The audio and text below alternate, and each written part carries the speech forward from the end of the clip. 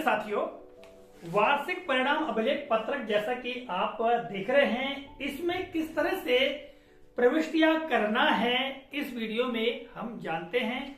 आपको ज्ञात है पूर्व में राज्य शिक्षा केंद्र के द्वारा पत्र जारी किया गया। उस पत्र में परिशिष्ट 4 अ और परिशिष्ट 4 ब में इस वार्षिक परिणाम अभिलेख पत्रक को जोड़ा गया है। ठीक है, तो इस वीडियो के माध्यम से सारी प्रविष्टियों को बताने का हम प्रयास करेंगे ताकि आप लोगों को हेल्प मिल सके। आइए प्रारंभ करते हैं।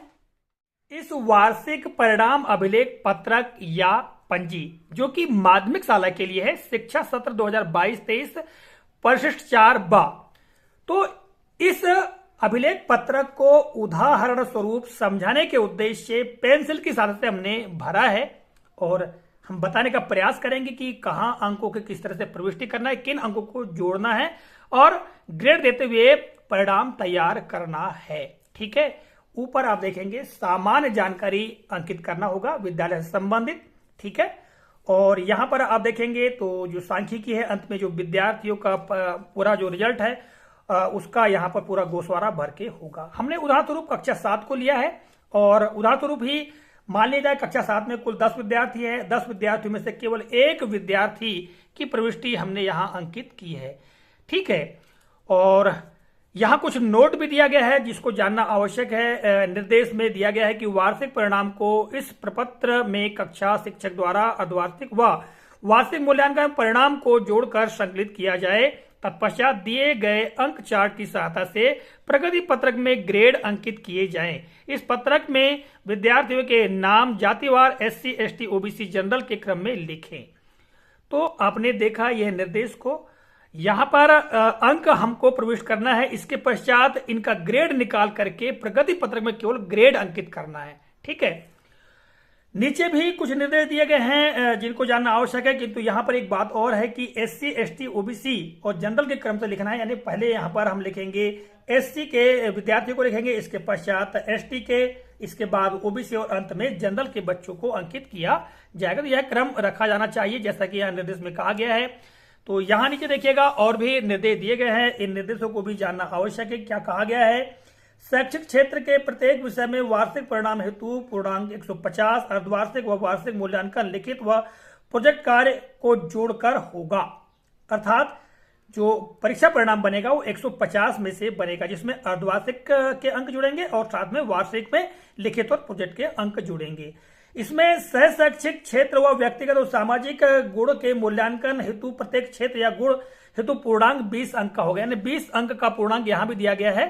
ठीक है, आगे क्या कहा गया है कि जिन माह में शालाएं संचालित हुई हैं उन माहों में विद्यार्थियों के सह शैक्षिक क्षेत्रों और व्यक्तिगत और सामाजिक गुणों के आधार पर ग्रेड अंकित किए जाएं, किंतु इन्हें वार्षिक परिणाम तैयार करने में अधिभार न दिया जाए। वार्षिक मूल्यांकन के प्राप्तांकों को जोड़कर ग्रेड में बदला जाए। यहाँ पर आप देखेंगे आधार यहाँ पर दिया है ग्रेड अंकित किया जाए। तो साथियों ग्रेड यहाँ अंकित नहीं करना, यहाँ हमको अंक ही देना है। प्रगति पत्रक में हमको ग्रेड देना है और सह शैक्षिक और व्यक्तिगत सामाजिक गुणों के जो अंक है उनका अधिभार यानी वार्षिक परिणाम तैयार करने में उनको नहीं जोड़ना है। अधिभार देने का मतलब यह है कि इनको जो वार्षिक परीक्षाफल बनेगा उसमें इनको नहीं जोड़ना है। चलिए प्रारंभ करते हैं। जैसा कि आप यहाँ देख रहे हैं, मैंने केवल एक विद्यार्थी की प्रविष्टि उदाहरण स्वरूप करके बताई है। यहाँ पर संख्या क्रमांक में 1, फिर अनुक्रमांक रोल नंबर हमने उदाहरण स्वरूप दे दिया है 612। स्कॉलर या प्रवेश पंजी क्रमांक इसी को हम दाखिल खारिज कहते हैं 381 हमने उदाहरण स्वरूप लिखा है। फिर विद्यार्थी की ID या आधार क्रमांक, दो में से कोई एक को लिख सकते हैं, तो हमने यहाँ उदाहरण स्वरूप लिख दिया है। ठीक है, विद्यार्थी का नाम जैसा कि यहाँ स्पष्ट किया गया है कि SC ST OBC जनरल के क्रम में लिखे, तो हमने केवल एक जनरल के बच्चे को ही लिया है और उसी का नाम सबसे ऊपर अंकित हमने कर दिया है। ठीक है, यदि अन्य बच्चों को जोड़ना तो ये जो जनरल का बच्चा है सबसे नीचे आ जाएगा। तो यहाँ पर हम देखते हैं कि विद्यार्थी का नाम हमने अंकित कर दिया है विकास शर्मा, माता का नाम शीला देवी, पिता का नाम रघुराम शर्मा। ठीक है, फिर विद्यार्थी की जन्म तारीख या जो डेट ऑफ बर्थ है वो 30/9/2010, जाति लिख दिया हमने ब्राह्मण। इसके पश्चात यहाँ आता है, यहाँ बारी आती है अंकों के प्रविष्टि की। तो यहाँ पर आप देखेंगे यहाँ पर 6 विषय दिए गए हैं। ठीक है, हिंदी, अंग्रेजी, संस्कृत, गणित, विज्ञान और सामाजिक विज्ञान 6 विषय ये अर्धवार्षिक के हैं। ठीक है, यानी शैक्षिक क्षेत्रों के अंतर्गत आएंगे तो यहाँ पर हमने अंक दे दिया है, लिखित के ही अंक है यहाँ पर। ठीक है, हिंदी में 38, अंग्रेजी में 40, ठीक है आप देख रहे हैं, और संस्कृत में 42, इसके पश्चात गणित में 45, विज्ञान में 40 और सामाजिक विज्ञान में 38। ठीक है, इसके पश्चात सीधे ही अंकों की प्रविष्टि प्रारंभ हो गई है शैक्षिक क्षेत्र के मूल्यांकन वार्षिक के प्राप्त अंक। तो वार्षिक में यहां पर आप देखेंगे लिखित और प्रोजेक्ट वर्क के लिए दिए गए हैं। तो हिंदी के लिए हमने दिया है 50 60 में से और 40 में से 35। फिर द्वितीय भाषा अंग्रेजी में 60 में से 40 और प्रोजेक्ट वर्क में 38, ठीक है 40 में से। फिर यहाँ पर 60 में से तृतीय भाषा संस्कृत में 60 में से 49 और प्रोजेक्ट वर्क में 40 में से 35। फिर गणित के लिए यहाँ पर 55 अंक 60 में से और प्रोजेक्ट वर्क के लिए 38 अंक। ठीक है, विज्ञान के लिए लिखित में 50 अंक और प्रोजेक्ट वर्क के लिए 35 अंक। इस तरह सामाजिक विज्ञान में लिखित 60 अंक में से 52 अंक और यहाँ पर प्रोजेक्ट में 40 में से 30 अंक। ठीक है, तो इस तरह से ये शैक्षिक क्षेत्रों के जो अंक है हमने यहाँ पर अंकित कर दिया। इसके पश्चात सह शैक्षिक क्षेत्रों का जो मूल्यांकन है वो जिसमें 20 में से अंक यहाँ पर देना है। 5 विषय हैं, साहित्यिक में 18 अंक, सांस्कृतिक में 20 अंक, वैज्ञानिक में 15 अंक, सृजनात्मक में 16 अंक, खेलकूद, योग, स्काउट गाइड इत्यादि में 15 अंक। तो ये थे सह शैक्षिक क्षेत्रों के विषय जिनमें हमने यहाँ अंक उदाहरण रूप प्रदान किया है।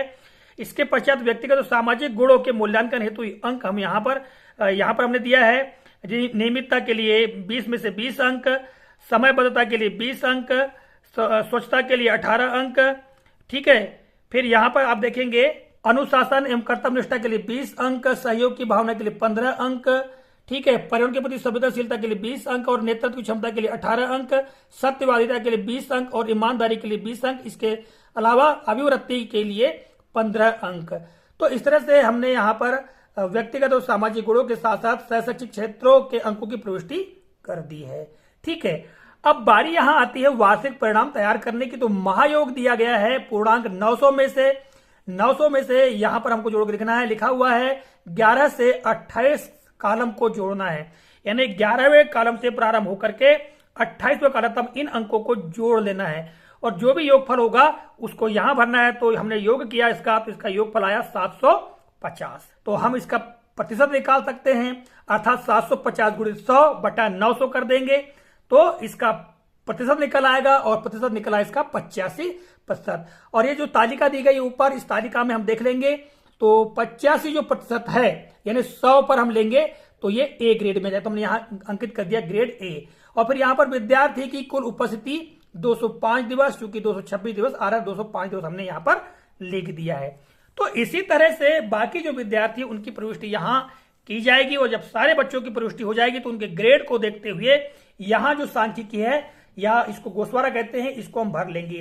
कुल नामांकित विद्यार्थी 10, सम्मिलित 10, ए ग्रेड में आए 5। उदाहरण के लिए यहाँ ए ग्रेड में 5 विद्यार्थी आ गए।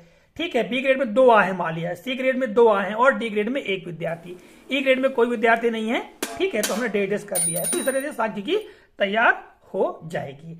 तो इस तरह से हम इस वार्षिक परिणाम अभिलेख पत्रक या पंजिका को बड़े आसान तरीके से तैयार कर सकते हैं। तो साथियों, इस तरह से इस वीडियो में यह महत्वपूर्ण जानकारी आप तक हमने प्रेषित की है। आशा करता हूं जानकारी उपयोगी लगी होगी। मिलेंगे अगले कालखंड में, तब तक के लिए जय हिंद।